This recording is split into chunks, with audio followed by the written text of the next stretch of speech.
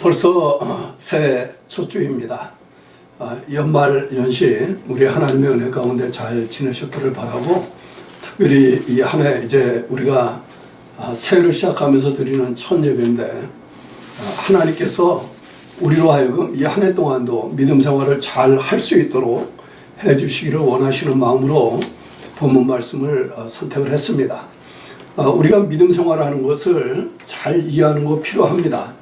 누구든지 다 신앙생활 잘 하고 싶어하는 마음들이 있는데, 어떻게 이 신앙생활을 잘하게 하는 것이, 잘 믿음 생활을 하도록 하는 것이 가능한가? 하나님께서는 그것이 어떻게 가능하다고 우리에게 말씀하고 있는가 하는 것을 생각하게 하는 말씀을 보겠습니다. 고린도전서 2장 9절에서 16절까지 말씀 제가 보겠는데요. 고린도전서 2장 9절에서 16절까지 말씀을 가지고 신앙생활의 특성에 대한 것을 몇 가지로 살펴보려고 합니다. 본문은 고린도전서 2장 1장에서부터 시작되어지는 그 흐름 속에 나오는 말씀이고요. 그 가운데서 특별히 중요하게 사도 바울이 강조하고 있는 부분을 정리한 부분이 9절에서 16절까지 말씀입니다. 기록된 바 하나님이 자기를 사랑하는 자들을 위하여 예비하신 모든 것은 눈으로 보지 못하고 귀로도 듣지 못하고 사람의 마음으로도 생각지 못하였다 함과 같으니라. 오직 하나님이 성령으로 이것을 우리에게 보이셨으니 성령은 모든 것 곧 하나님의 깊은 것이라도 통달하시느니라. 사람의 사정을 사람의 속에 있는 영 외에는 누가 알리요? 이와 같이 하나님의 사정도 하나님의 영 외에는 아무도 알지 못하느니라. 우리가 세상의 영을 받지 아니하고 오직 하나님께로 온 영을 받았으니 이는 우리로 하여금 하나님께서 우리에게 은혜로 주신 것들을 알게 하려 하심이라. 우리가 이것을 말하거니와 사람의 지혜에 가르친 말로 아니하고 오직 성령의 가르치신 것으로 하니 신령한 일은 신령한 것으로 분별하느니라. 육에 속한 사람은 하나님의 성령의 일을 받지 아니하나니 저희에게는 미련하게 보이며 또 깨달지도 못하나니 이런 일은 영적으로라야 분별함이니라. 신령한 자는 모든 것을 판단하나 자기는 아무에게도 판단을 받지 아니하느니라. 누가 주의 마음을 알아서 주를 가르치겠느냐? 그러나 우리가 그리스도의 마음을 가졌느니라. 아멘. 우리 하나님께서 우리에게 말씀하실 때에는 하나님께서 주의 종들을 세워서 말씀을 하셨습니다. 그 하나님이 주신 말씀들 우리가 가지고 또 그 말씀들을 통해서 하나님께서 원하시는, 또 하나님이 하시는 일들을 깨달아가고 또 기대하면서 살게 하시는 것인데, 금년 한 해도 여러분들이 우리가 사는 이 믿음 생활, 하나님을 믿고 산다라고 할 때, 신앙생활 한다라고 얘기할 때 이 신앙생활이 갖고 있는 특성에 대해서 잘 이해를 하고 주 안에서 자유하고 하나님께서 우리에게 주신 구원의 기쁨을 가지고 사는 그런 한 해가 되기를 바랍니다. 우리가 믿는다라고 얘기할 때 우리가 믿는 것은 무엇일까요?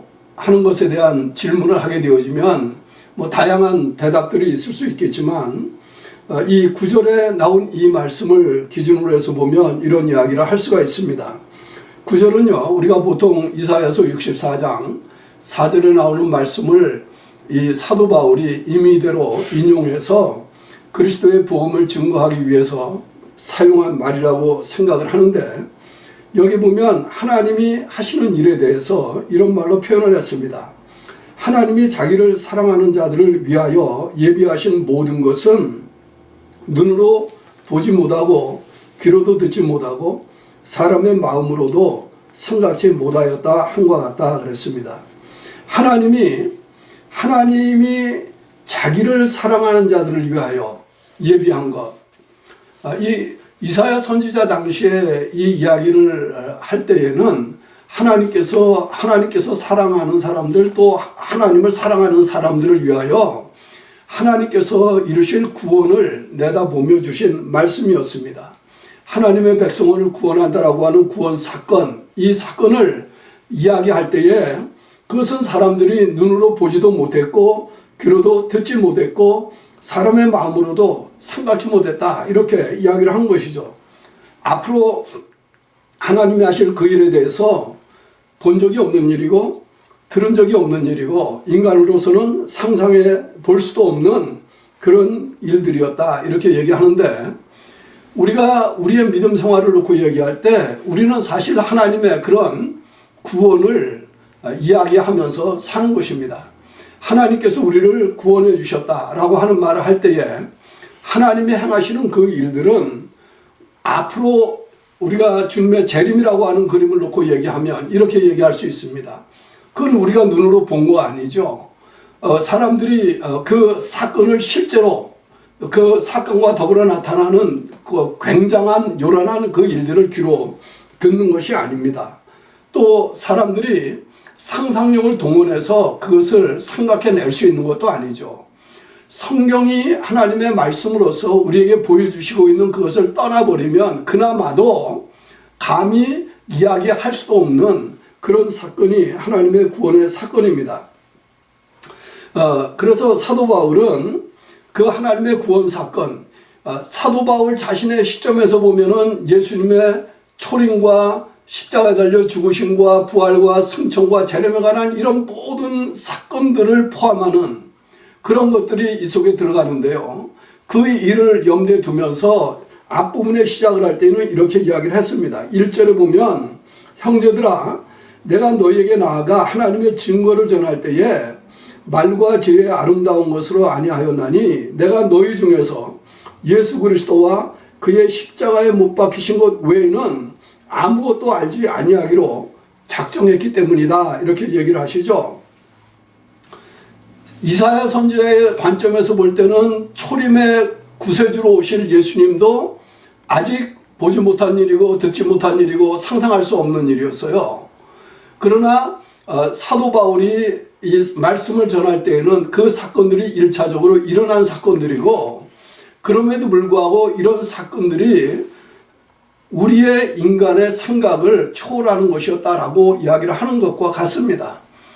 우리가 이미 알고 있는 것처럼 1장에서 사도 바울은 이 하나님의 복음을 전하게 되어질 때 그 사람들 가운데 있었던 갈등의 문제를 다루는 것이 하나 있는데, 그것은 뭐냐 하면은 헬라인은 지식을 구하고 유대인들은 표적을 구했다라고 하는 이야기를 하죠. 그럼에도 불구하고 나는 예수 그리스도의 십자가에 달려 죽으신 것과 예수님만 전한다, 이렇게 얘기를 하는데, 왜냐하면은 그 예수님만이 하나님께서 사람을 구원하시는 길이라고 하는 것을 이야기하고, 그 예수님만이 하나님께서 사람을 구원하는 지혜이기 때문에 세상 사람들은 그것을 다 이해할 수가 없다라고 이야기를 하는 것입니다. 그래서 이 말씀을 놓고 얘기하면 하나님의 구원은 사실은 상상을 초월하는 일들이에요. 상상을 초월하는 일들입니다. 우리가 인간적으로 얘기하면 하나님이 인간이 됐다, 이게 이해가 되는 일입니까? 인간적으로 얘기하면 그 인간으로서 인간이 되어서 사셨던 그 주님이 하나님의 아들이고 그야말로 온 인류를 그저 손가락 하나 이렇게 하는 순간에도 다 멸할 수 있는 그분이 그 사람들을 위해서 십자가에 달려 죽었다, 이런 것도 사실은 논리는 아니거든요. 그러니까 하나님께서 주신 이 말씀들을 놓고 얘기할 때에 하나님이 하나님을 사랑하는 사람들을 위해서 예비하신 이거는 인간 세계의 논리나 사고나 어떤 감정이나 이런 것 가지고 수용할 수 있는, 이것을 훨씬 더 넘어서는 것이라고 하는 것을 우리는 이해를 해야 됩니다. 그래서 본질적으로 얘기하면 신앙생활 자체가 신비한 것이에요. 왜 신비하다라고 얘기할 수밖에 없냐 하면은 이 일들은 인간의 지혜나 인간의 생각을 가지고서 깨달아 알 수 있는 게 아니고 오직 성령께서만 알게 해주실 수 있는 일이기 때문에 그렇습니다. 그래서 10절에 보면 오직 하나님이 성령으로 이것을 우리에게 보이셨으니 성령은 모든 것 곧 하나님의 깊은 것이라도 통달하신다, 그렇게 말씀을 하고 있어요. 하나님의 성령의 역사가 없이는 예수 그리스도의 성육신도, 예수 그리스도의 십자가의 죽음도, 부활도, 승천과 재림에 관한 이 모든 내용들을 하나님께서 의도하신 것처럼 알 수도 없고 믿을 수도 없고 그 은혜 가운데서 이것이 우리가 살아나가는 신앙생활이라고 하는 것을 고백할 수도 없다는 말이죠. 여러분들, 제가 작년 한 해 동안 지나오면서 말씀을 전할 때 이 구약에 나오는 모든 내용들이 예수 그리스도 중심으로 이해가 되어지려고 하면 성령의 역사가 없이는 있을 수가 없는 일이다라고 하는 이야기를 해왔습니다. 오순절 사건은 하나님께서 그 예수님이 정말 십자가에 달려 죽으시고 부활하셨던, 하나님이 마음에 두셨던 구세주라고 하는 것을 하나님께서 친히 증거한 사건이라고 하는 것, 이것도 말씀드렸는데 그 말씀 전할 때 제가 이렇게 얘기했어요. 오순절 성령이 임하기 이전에 제자들, 그 사도들이었지만은 여전히 예수님을 중심으로 한 하나님의 세계를 볼 수 있는 안목이 없었다는 거죠. 성경을 그렇게 이해할 수 있는 능력이 없었는데 오순절날 성령이 오고 난 다음에 완전히 성경을 해석하는 것이 바뀌었다. 예수님 중심으로 바뀌었다. 제가 그렇게 말씀을 드렸죠. 제가 한 얘기가 아니고 사실은 사도행전 2장에 보면 그렇게 기록을 하고 있거든요. 그런데 개인적으로 놓고 보면 사도 바울도 그런 사람이에요. 사도 바울 자기 자신이 증언을 하고 있는 것처럼 유대인 중에 유대인 아닙니까? 그 가운데서도 어떻게 보면 가장 정통이라고 할 수 있는 히브리 사람 아닙니까? 그리고 가말리엘이라고 하는 랍비 밑에서 정통으로 유대교를 배웠던 사람이 아닙니까? 그 사람이 하나님을 믿는다라고 하는 이 열심 때문에 사실은 예수를 믿는 사람들을 잡아 감옥에 넣기도 하고 또 잡아서 죽이기도 하고, 그 일을 유대지경에서만 한 게 아니라 열심히 득심해서 다메섹까지 쫓아가 가지고 그 일을 하려고 하다가 부활하신 주님을 만나고 난 다음에 그 인생이 뒤집어지지 않았습니까? 부활하신 주님께서 말씀하신 후에 아마 이 사도 바울은 굉장히 많은 갈등을 했었을 것입니다. 그가 아라비아 광야에 나가가지고 3년씩이나 세월을 보내면서 하나님의 말씀, 자기가 어렸을 때부터 들어왔던 구약의 말씀, 이것 가지고 얼마나 많이 씨름을 하면서 그 말씀 속에서 정말 예수님이 그 메시아라고 하는 것을 확인하려고 하는 몸부림을 섞였습니까? 그리고 그 사도 바울이 오늘 우리에게 이렇게 얘기하는 겁니다. 성령으로 하지 않고서는 그 예수를 주로 믿을 수가 없다. 성령만이 하나님의 깊은 일을 통달하시는 분이고 성령 외에는 하나님의 하시는 그 일을 알게 해줄 수 있는 분이 없다. 그렇기 때문에 사도 바울이 우리가 읽지 않은 본문 앞부분에 보면 이런 이야기를 하는 부분이 나옵니다. 내 말과 내 전도함이 지혜에 권하는 말로 하지 아니하고 다만 성령의 나타남과 능력으로 하여, 이렇게 얘기를 하고 있죠. 성령의 나타남과 능력으로 하여 너희 믿음이 사람의 지혜에 있지 아니하고 다만 하나님의 능력에 있게 하려 했다라고 하는 이 말씀이요. 이 부분이 굉장히 중요합니다. 우리가 하나님의 성령을 의지하지 않고는 구약에 있는 모든 말씀이나 신약에 있는 모든 말씀이 하나님의 말씀이라고 하는 것을 믿을 수가 없어요. 하나님의 능력의 역사로 나타난 사건들을 기록하고 있다는 것을 있는 그대로 받아들일 수가 없는데, 성령이 역사하시면 그 기록의 역사들 속에서 하나님이 창조주로서 타락한 인생들을 어떻게 다시 하나님과의 사랑의 관계 속으로, 언약의 관계 속으로 들어오도록 하시기 위하여 역사에 오셨고 이제도 하고 계시고 앞으로도 장차 그 일을 어떻게 완성할 것인가 하는 것을 보여주고 있는 것을 깨달아 알 수 있다는 말이죠. 사도 바울이 이렇게 강조하는 데는 이유가 있습니다. 왜냐하면 이미 말씀드린 것처럼 헬라인들은 지식을 구하는 사람들이었어요. 유대인들은 표적을 구하는 사람들이었습니다. 이 말을 오늘날 우리식으로 바꾸면 이렇게 이야기할 수 있을 거예요. 헬라인들은 철학을 사랑하던 사람들이었지 않습니까? 새로운 지식을 좋아하던 사람들이었습니다. 이 말은 학문을 강조하는 사람들이었다라고 얘기할 수 있어요. 학문을 강조하는 지성주의, 지성주의를 추구하는 사람들은 정말 성령의 인도하심을 받지 않는 한 하나님 말씀을, 성경을 하나님 말씀으로 알고 그 하나님과의 깊은 교제 속에 들어가는 것을 즐거워하기가 참 어려울 수 있습니다. 뿐만 아니고 표적을 구하는 사람들, 이 사람들은 어떤 사람들입니까? 체험을 중시하는 사람들이에요. 예수님 때에도 예수님이 많은 기적들을 행하셨지만 그 기적들을 통해서 그 사람들이 다 믿음에 이른 게 아니거든요. 체험이 곧 믿음을 갖게 하는 것 아니에요. 그럼에도 불구하고 체험을 강조하는 사람들은 신비주의를 추구하는 사람들이라고 얘기할 수 있어요. 이 학문적인 지성주의, 체험을 강조하는 신비주의, 이 두 가지 트랩을 벗어나는 길은, 이 두 가지의 이 함정에서 빠져나오는 길은 예수 그리스도의 십자가, 사도 바울이 이야기하고 있는 예수 그리스도와 그의 십자가에 못 박히신 것 외에는 내가 아무것도 알지 아니하기로 작정했다. 왜냐하면 그것이 하나님께서 하나님을 사랑하는 사람들을 위하여 예비하신 것이고, 그것이 사람들이 상상할 수 없는 일이고 사람들이 본 적도 들은 적도 없는 희한한 신비한 일이기 때문에 그런 것입니다.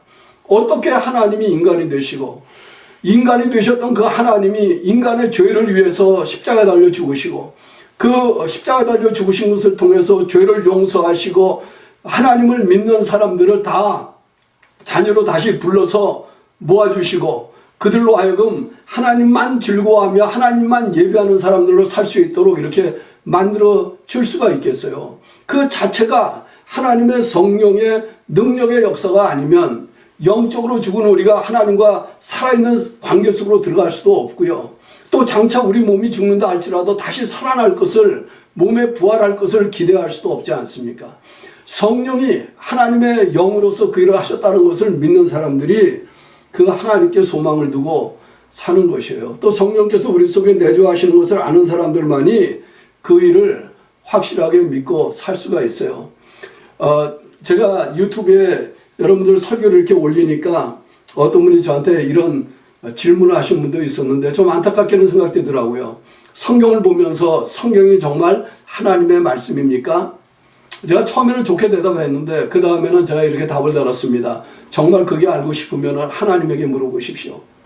하나님이, 성경에 보면 하나님이 내가 말하고 있다고 주장하고 있으니까 하나님하고 대화하시는 수밖에 없잖아요. 성령이 보혜사이십니까? 이렇게 물었는데 그것도 성령님에게 물어보셔야지. 왜냐하면 주님께서 이야기할 때 성령이 보혜사라고 얘기하고 있는데 그분에게 직접 물어보시는 수밖에 없잖아요. 제가 오늘 여기에 나오는 본문을 중심으로 해서 성령에 대한 이야기를 간략하게 몇 가지 소개하면 이렇습니다. 예수님께서 요한복음 14장, 16장 그리고 이후에 나타나는 성령의 역사를 통해서 보여주는 성령을 많은 말로 이야기할 수 있지만 크게 네 가지로 정리하면 이렇게 얘기할 수 있어요. 먼저 보혜사라고 하는 말은 우리말로는 보혜사라고 번역이 됐는데 이 파라클레토스라고 하는 말입니다. 이 말은 카운슬러, 영어 성경에 보면 카운슬러라고 되어 있는 데가 있어요. 우리 이사야서에 있는 말의 표현을 빌리면 모사라고 하는 말이죠. 또 컴포트라고 되어 있는 데가 있어요. 위로자라고 하는 말입니다. 그리고 파라클레토스는 또 우리를 보호하시는 분이고 인도하시는 분이에요. 보호자이시기도 하고 인도자이시기도 하는데 이 성령께서 우리 속에 역사해 주시지 않으면 우리가 구약의 말씀도 제대로 알 수 없고 신약의 말씀도 제대로 알 수가 없어요. 그래서 예수님이 제자들에게 내가 너희들에게 명한 대로 이 성을 떠나지 말고 성령이 임할 때까지 성령을 하나님께서 약속하신 성령을 보내주실 때까지 너희들은 이 성에 유하면서 기도하라 그랬거든요. 구하라 그랬거든요. 그러니까 여러분들이 정말 성경이 하나님 말씀인지 궁금하고 성령이 보혜사이신지 궁금하면 기도하는 수밖에 없습니다. 하나님에게 직접 물어보세요. 그래서 이 성령의 역사를 통해서 하나님이 누구신지를 알고 예수 그리스도가 누구신지를 아는 사람이 되면 그때 우리는 이런 이야기를 할 수가 있습니다. 12절에 보면 이렇게 얘기하고 있죠. 우리가 세상의 영을 받지 아니하고 오직 하나님께로 온 영을 받았으니 이는 우리로 하여금 하나님께서 우리에게 은혜로 주신 것들을 알게 하려 하심이라. 성령을 받으면 하나님께서 우리에게 은혜로 주신 것들이 무엇인지를 알게 돼요. 성령이 없으면 하나님께서 우리에게 은혜로 주신 것들을 아는 사람이 될 수가 없다는 말과 같겠죠. 성령께서 우리의 삶을 주관하시는, 성령이 우리의 속사람의 생명이 되시고, 성령께서 우리의 지각에 빛을 비춰주시는, 조명을 해주시는 삼위 하나님이 되시는 이런 삶을 살 수 있게 되기를 바랍니다. 왜냐하면 그 성령께서 역사하실 때 우리가 하나님께서 은혜로 주신 모든 것들을 알 수 있게 되죠. 이렇게 하나님께서 은혜로 주신 것 이렇게 하면 또 사람들은 신령한 것들만 또 이렇게 생각하실 수 있을지 몰라요. 영적인 것, 구원받은 것, 죄의 용서를 받은 것, 이런 것들만 생각했을지 모르겠는데, 사실은 하나님께서 우리에게 은혜로 주신 것들은 일상생활 가운데 우리가 길을 가다가 길가에 핀 노란 꽃 한 송이를 보면 그것도 창조주 하나님께서 우리를 위해 지혜 놓으신 것이라고 하는, 정말 하나님께서 어떻게 저렇게 아름다운 꽃을 사람들도 보지 않는 이 황망한 들길에 피어나게 하셨을까? 하나님이 은혜로 주신 것들이라고 얘기할 때는 기암 괴석도 다 하나님께서 우리를 위하여 창조하신 창조 세계의 한 일부라고 하는 것을 보고 하나님의 능력에 대해서 감탄할 수 있는 이런 사람들이 될 수 있다는 겁니다. 아침마다 떠오르는 해를 바라보면서 그 둥그렇게 떠오르는 해가 만들어내는 오묘한 세상의 경치의 변화도 하나님이 우리의 삶을 위하여 주신 아름다운 축복이라고 하는 것을 알 수 있는 사람들이 되게 해 주셔요.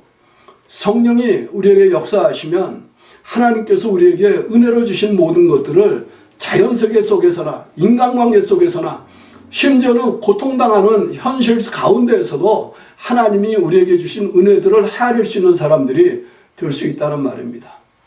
그래서 사도 바울이 뒷부분에 정리하고 있는 믿는 사람들은 어떤 사람들인가 하는 것을 큰 제목만 따라서 몇 가지 정리하고 오늘 말씀을 마치고 싶습니다. 첫째는 믿는 사람들은 어떤 사람이냐면 성령의 역사를 따라서 분별력이 있는 삶을 사는 사람들이에요. 13절에 우리가 이것을 말하거니와 사람의 지혜에 가르친 말로 아니하고 오직 성령의 가르치신 것으로 하니 신령한 일은 신령한 것으로 분별한다. 그렇게 이야기를 하고 있죠. 성령의 역사를 따라서 분별력을 가지고 사는 사람. 둘째는 성령의 일을 받는 사람이에요. 성령이 하시는 역사, 성령이 나타내 보여주신 것들을 마음으로 받아들이는 사람이에요. 14절에 육에 속한 사람은 하나님의 성령의 일을 받지 아니하나니 저희에게는 미련하게 보이며 또 깨달지도 못하나니 이런 일은 영적으로라야 분별함이니라. 그렇게 이야기를 했습니다. 성령의 역사를 따라 사는 사람들은 하나님께서 주신 말씀의 내용들이 인간적인 지혜나 지식에 적응하지 않는 것 같을지라도 그러나 성령의 역사하시는 일들을 마음으로 받고 아멘하고 하나님이 보여주시는 길을 따라가는 사람이에요. 그렇지 못할 경우에는 그 사람들의 눈에, 마치 헬라인들의 눈에 예수를 믿는 복음이 어리석은 것처럼 보였던 것 같이, 그것이 미련한 것처럼 보였던 것 같이 그렇게 생각할 수 있거든요. 또 그 유대인들의 입장에서 볼 때는 그게 메마르고 논리적이고 그냥 이성적인 것처럼만 보일 수도 있는, 체험이 없는 부분인 것처럼 생각할 수도 있겠거든요. 그러나 성령의 역사를 받는 사람들은, 역사를 따라 사는 사람들은 하나님께서 보여주시는 것을 아멘으로 받을 수 있는 사람들이라는 것입니다. 세 번째로 이 사람들은 다른 사람들의 말에 대해서 자유한 사람들이에요. 신령한 자는 모든 것을 판단하나 자기는 아무에게도 판단을 받지 아니하느니라. 하나님의 성령께서 보여주시는 것 때문에 하나님께서 주시는 분별력을 따라서 지혜를 따라서 우리 주변에 일어나는 모든 일들을 아는 사람으로, 판단할 수 있는 사람으로, 분별할 수 있는 사람으로 살아요. 그 사람들이 뭐라고 얘기하느냐, 그거는 중요하지 않아요. 하나님께서 나를 향하여 무엇이라고 말씀하시느냐, 그것이 중요합니다. 마지막으로 이 사람들은 예수 그리스도의 마음을 가진 사람이라 이렇게 이야기를 했습니다. 누가 주의 마음을 알아서 주를 가르치겠느냐? 그러나 우리가 그리스도의 마음을 가졌느니라. 사도 바울이 말씀을 전할 때 나는 예수 그리스도와 그의 십자가 외에는 전하지 않겠다. 그게 주님의 마음을 알고 있다는 뜻 아니겠어요? 우리가 세상을 살아가면서 이 한 해 동안에도 믿음을 이야기할 때에 예수 그리스도를 말씀하실 수 있는 분이 되기를 바라요. 믿음을 얘기할 때에 십자가로 말미암는 죄의 용서와 자유의 선포를 이야기할 수 있는 사람들이 되기를 원해요. 또 예수 그리스도의 부활을 말할 때에 하나님의 칭의와 우리를 거룩하고 온전하게 만들어 가시는 성령의 능력의 역사를 말할 수 있는 사람들이 되기를 바라요.